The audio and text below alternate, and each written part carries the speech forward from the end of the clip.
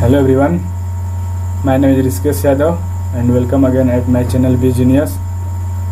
Today we discuss the very important question which is based on the preposition, and in previous video we have completed 15 questions which are based on noun, and in this video we are discussed about the pronoun and pronouns special rules which has already come at many exams such as NDA, Air Force, Navy. So we discussed first question. My first question is that unless two or more member object to him joining the club, we shall have to accept his application for membership. In this question we have selected the error, that in which part error are included. तो question number one के देखिए, इसमें मैं आपको बता दूं question number first कौन सा पार्ट में एरर है, इसको आपको फाइंड करना है। तो देखिए इसमें हम लोगों का बी पार्ट में एरर है। बी पार्ट में कहाँ पर एरर है तो ये देखिए बी पार्ट में यहाँ पे एरर है, ठीक है। एक चीज़ मैं और आपको बता दूं कि वी है, वी के साथ हमेशा सेल का प्रयोग होता है, ठीक है। तो इसको भी वी और आई के साथ हमेशा सेल का प्रयोग होता है, ठीक है। तो यहाँ पे हम लोगों को क्वेश्चन नंबर फर्स्ट में ज्वाइनिंग है ना, ये ज्वाइनिंग के बाद हमेशा ये हिज नहीं, जब भी जिरंड का किसी भी सेंटेंस में जब भी जिरंड का यूज होगा, ध्यान से समझिएगा इसको, कि जब भी जिरंड का यूज हुआ किसी सेंटेंस में, GUREND जिरंड का, तो जिरंड के पहले पॉजेसिव एडजेक्टिव का यूज होता है, ठीक है, न कि ऑब्जेक्ट का यूज होता है। तो यहाँ पर हम लोगों का हिम के जगह पर न कि यहाँ हिज का यूज होगा, ठीक है, पॉजेसिव एडजेक्टिव का यूज होगा। आप लोग ध्यान रखिएगा कि कभी जब भी जिरंड का यूज हुआ हो तो जिरंड के पहले हमेशा पॉजेसिव एडजेक्टिव का यूज होता है, यानी हिम की जगह हिज का यूज होगा, ठीक है। तो इस क्वेश्चन नंबर फर्स्ट के बी पार्ट में एरर है, हिम की जगह हिज का यूज होगा, ठीक। क्वेश्चन नंबर नेक्स्ट देखिए, I was surprise and pleased, I was informed of, इसमें बी पार्ट में एरर है। Question number to, I was surprise and pleased, I was informed of me winning the contest. देखिए same इसी पर based ये भी question है, मैं आपको बता रहा हूँ ना। देखिए यहाँ पे ये क्या है, जिरंड, और जिरंड के बाद जब भी यूज होगा पॉजेसिव एडजेक्टिव का यूज होगा, यानी आई का पॉजेसिव एडजेक्टिव क्या होता है, माई, मी इसका ऑब्जेक्टिव केस होता है, तो यहाँ पे माई का यूज होगा, ठीक है। इस तरह से क्वेश्चन नंबर सेकेंड के बी पार्ट में ही रहेगा, यहाँ पे यहाँ मी की जगह माई होगा। इसका रूल क्या है कि जब भी जिरंड होता है, जिरंड के पहले पॉजेसिव एडजेक्टिव का यूज होता है, ठीक है, न कि ऑब्जेक्टिव केस का।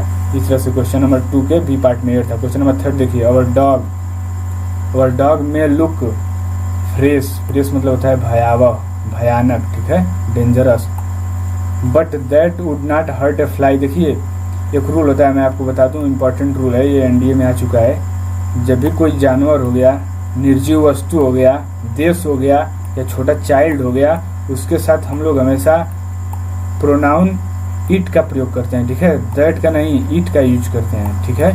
तो आप लोग इसको ध्यान में रख लीजिएगा। और एक आपसे रिक्वेस्ट है कि आप वीडियो को पूरा लास्ट तक देखें। बहुत से वीडियो में मैंने आपको HW होमवर्क देता हूँ, उसमें आप लोग कमेंट करते ही नहीं है, इससे पता चलता है कि बहुत सारे student, most of the student video को लास्ट तक नहीं देखते हैं। तो मेरा आपसे एक एडवाइस है कि वीडियो को लास्ट तक देखें और उसे ज़्यादा से ज़्यादा शेयर करते हैं, ठीक है। तो इस तरह से क्वेश्चन नंबर 3 के सी पार्ट में रहेंगे, दैट की जगह पे इट का यूज होगा, ठीक है।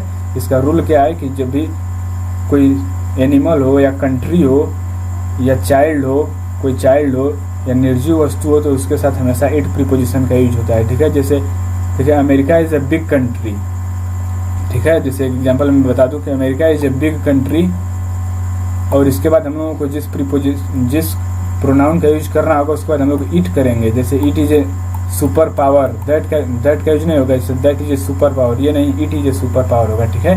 तो आप लोग थोड़ा कंप्रोमाइज इससे कर लीजिएगा, जिससे रूल मैंने आपको बता दिया क्वेश्चन नंबर थर्ड का।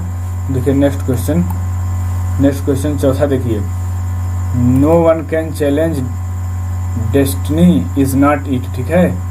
ये डेस्टिनी मतलब होता है लक्ष्य, ठीक है, नो वन कैन चेंज। इसमें देखिए सी पार्ट में एरर है, क्वेश्चन टैग, ये क्वेश्चन टैग से संबंधित क्वेश्चन है, मैं कभी आपको सेपरेट वीडियो बनाऊंगा क्वेश्चन टैग पर। देखिए यहाँ पे इज नॉट के जगह पर होगा कैन ईट, ठीक है। क्वेश्चन टैग में ये होता है कि अगर यहाँ पे नॉट या नो का यूज होता है तो लास्ट में नो का यूज नहीं करते हैं, ठीक है। इसका डिटेल में हम एक अगले वीडियो में चर्चा करेंगे, कभी क्वेश्चन टैग में मैं पढ़ाऊंगा तो आपको बताऊंगा। बस ये जान लीजिए कि यहाँ पे सी पार्ट में रहे, ठीक है, यहाँ पे कैन ईट होगा। क्वेश्चन नंबर 5 देखिए, all the doubts are cleared between you and I, most important question, इसको आप लोग टिक कर लीजिए।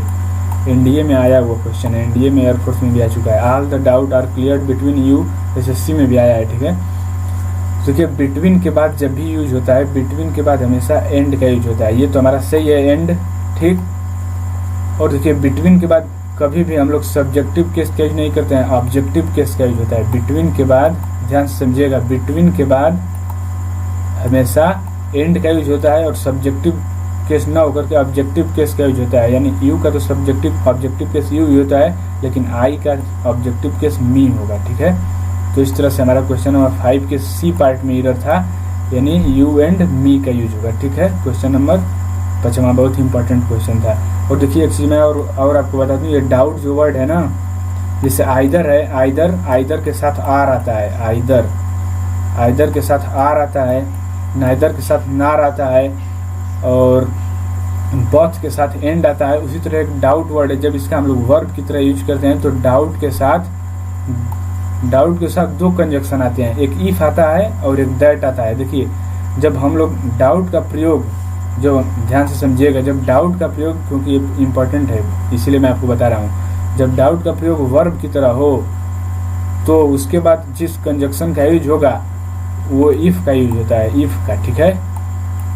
जब डाउट अफर्मेटिव सेंटेंस में हो, यदि डाउट निगेटिव सेंटेंस में रहेगा तो दैट कंजक्शन का यूज होगा, ठीक है। तो आप ये भी एक रूल बहुत इंपॉर्टेंट है, यानी जब डाउट, जैसे ही डाउट, जैसे एक एग्जांपल मैं आपको बता रहा हूँ, he doubt that she will help her, तो यहाँ पे दैट का यूज नहीं होगा, इफ का यूज होगा। यानी सी डाउट चाहे ही डाउट, दैट का यूज नहीं होकर के यहाँ पे इफ का यूज होगा, क्योंकि ही डाउट है, यानी ये अफर्मेटिव सेंटेंस है। अफर्मेटिव सेंटेंस के साथ हमेशा डाउट के साथ दैट आएगा और निगेटिव सेंटेंस के साथ इफ आएगा, ठीक है। तो आप इसे थोड़ा कंप्रोमाइज करिए और लिख लीजिएगा।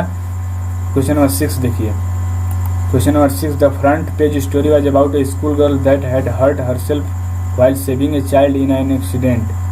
देखिए इन एन एक्सीडेंट, ये आर्टिकल से संबंधित यहाँ पे एरर कभी कभी पूछ देता है, यहाँ पे एन को आपको हटा देगा और इन एक्सीडेंट पूछ देगा, तो यहाँ पे हमेशा इन एन एक्सीडेंट का यूज होता है, ठीक है। तो इसको भी आप लोग खास ध्यान रखें। तो इसमें हम लोगों को एरर फाइंड करना है, एरर हमारा इसमें बी पार्ट में है, यहाँ पे दैट की जगह पर हु का यूज होगा, ठीक है। हु का यूज कब होता है, जब हमको सब्जेक्ट का पता करना होता है तब हु का यूज होता है, ठीक है। हुम का यूज होता है जब उनको ऑब्जेक्ट का पता लगाना होता है, ठीक है। तो इस तरह से क्वेश्चन नंबर 6 के बी पार्ट में एरर है, यानी दैट की जगह पे हु का यूज होगा। क्वेश्चन नंबर 7 देखिए, the last thing that the fund mother, fund मतलब शौकीन होता है, ठीक है। Fund mother gave her only son was his blessing. फिर एक चीज मैं आपको बता दूं कि ये मदर क्या है, मदर एक कौन सा नाउन है, ये आपको फेमिनिन जेंडर है, और फेमिनिन जेंडर के साथ हमेशा हिज का नहीं हर का यूज होता है, ठीक है। तो यहाँ पे हिज की जगह हर ब्लेसिंग होगा, ठीक है। ब्लेसिंग मतलब आशीर्वाद होता है, ठीक है। तो फेमिनिन जेंडर के साथ हर का यूज होता है और मैस्कुलिन जेंडर के साथ हिज का यूज होता है, ठीक है। तो ये चूंकि मदर है तो इसके साथ हिज नहीं हर का यूज होगा। क्वेश्चन नंबर नेक्स्ट देखिए, क्वेश्चन नंबर 8वां आपके स्क्रीन पर ये रहा। क्वेश्चन नंबर 8 देखिए, द कंपनी इज इन डेप्ट, इन डेप्ट मतलब कर्ज होता है। देखिए इन डेप्ट एक प्रकार से फ्रेज है और इसके बीच में हम लोगों को किसी भी आर्टिकल का यूज नहीं होता है, ठीक है। तो इसको भी आप लोग ध्यान में खासा ध्यान रखें। द कंपनी इज इन डेप्ट and has been unable to pay their employees salaries for the past 6 month. देखिए इसमें हम लोगों को एरर पार्ट फाइंड करना है, तो हमारा सी पार्ट में रहे to pay their employees salary, ठीक है। तो यहाँ पे मतलब हमारा एरर है देयर, यानी देयर की जगह इट का यूज होगा, ठीक है। क्योंकि कंपनी के साथ देखिए एक कंपनी जो वर्ड है ना, कंपनी के साथ हमेशा इट प्रोनाउन का यूज होता है, ठीक है। और एक कमेटी होता है, कमेटी वर्ड है COWM, बहुत ज़्यादा बच्चे कंफ्यूज होते हैं, कमेटी के स्पेलिंग में COWMITTEE होता है, ठीक है। ये भी एग्जाम में कई बार पूछा गया है। और कमेटी एक वर्ड है, कमेटी के साथ भी जब एकता का बोध हो, सेंटेंस को पढ़ने से यदि आपको पता चले कि नहीं सेंटेंस में एकता दिख रहा है, यूनिटी दिख रहा है, तो इट प्रोनाउन का यूज होता है। और यदि एकता का बोध नहीं हो तो देयर का यूज होता है कमेटी के साथ, ठीक है। तो आप लोग इस रूल को भी खास ध्यान रखें। क्वेश्चन नंबर 9 देखिए, आप लोगों का ज़्यादा टाइम मैं ले रहा हूँ, इसके लिए सॉरी, क्योंकि मैं बहुत ही डीप में एक्सप्लेन कर रहा हूँ, और जो बच्चा केवल ध्यान से सुनेगा उसका बहुत ज़्यादा कॉन्सेप्ट क्लियर हो जाएगा। इसलिए मेरी बातों को आप ध्यान से सुनिए, इग्नोर ना करें। ध्यान से सुनेंगे तो आपको बहुत से ज़्यादा ग्रामर के कॉन्सेप्ट क्लियर होंगे। क्वेश्चन नंबर 9 देखिए, आई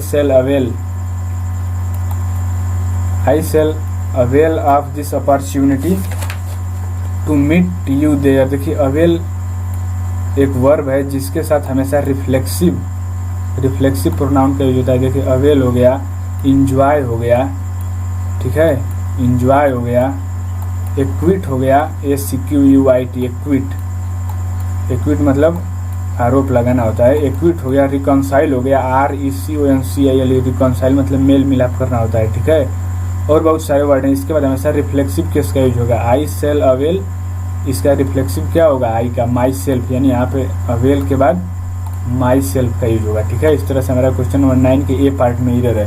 तो देखिए कुछ बहुत सारे ऐसे वर्ड हैं, अवेल हो गया, एक्विट हो गया, एंजॉय हो गया, रिकॉन्साइल हो गया, और बहुत सारे वर्ड है जिसके तुरंत बाद यदि कोई ऑब्जेक्ट ना हो तो हमेशा रिफ्लेक्सिव प्रोनाउन का यूज करते हैं। जैसे ये इंजॉय हो गया, आई इंजॉय माई सेल्फ, ठीक है। इंजॉय के बाद कोई ऑब्जेक्ट नहीं यूज हो तो हमेशा रिफ्लेक्सिव प्रोनाउन का यूज करते हैं, ठीक है। तो ये कुछ वर्ड हैं जिसके साथ आपको लर्न करना होगा। क्वेश्चन नंबर 10 देखिए, put in my position and you will realise the problem faced in my profession. Question number 10 में हम लोगों को एरर फाइंड करना है। Put in my position and you will realise the problems faced in my profession. देखिए इस question में हम लोगों के फर्स्ट पार्ट में एरर है, ठीक है। इसमें put in my position, faced in my profession, ठीक है। रियलाइज मतलब आप लोग जानते हैं ये महसूस करना होता है, प्रॉब्लम फेस मतलब होता है सामना करना। तो इसमें हम लोगों को एरर फाइंड करना है। तो हम लोगों को 10वां के ए पार्ट में एरर है, ठीक है। ए पार्ट में यहाँ पे क्या एरर है कि यू की जगह पे योर सेल्फ का यूज होगा, ठीक है। यू की जगह योर सेल्फ का यूज होगा, और योर सेल्फ का यूज क्यों होगा ये मैं आप लोगों के ऊपर छोड़ रहा हूँ। आप लोग कमेंट बॉक्स में कमेंट करके बताइएगा कि पुट के बाद योर सेल्फ का यूज क्यों होगा, ठीक है। यदि आप वीडियो को लास्ट तक देखेंगे तो जरूर कमेंट करना, ठीक है। मैं ऐसा इसलिए कहता हूँ कि आप लोग कुछ पढ़ेंगे, कुछ किताब बुक खोल कर देखेंगे तो उसमें आपको एक चीज़ देखने के अलावा बहुत कुछ देखने को मिल जाएगा, ठीक है। तो इस तरह से आप लोग जरूर कमेंट करिएगा इसका कि यहाँ पे योर सेल्फ क्यों होगा। मैं आपका कमेंट का वेट करूँगा। तब तक के लिए आप लोग लॉकडाउन में पढ़ते रहिए, और जय हिंद, जय भारत, वंदे मातरम, धन्यवाद।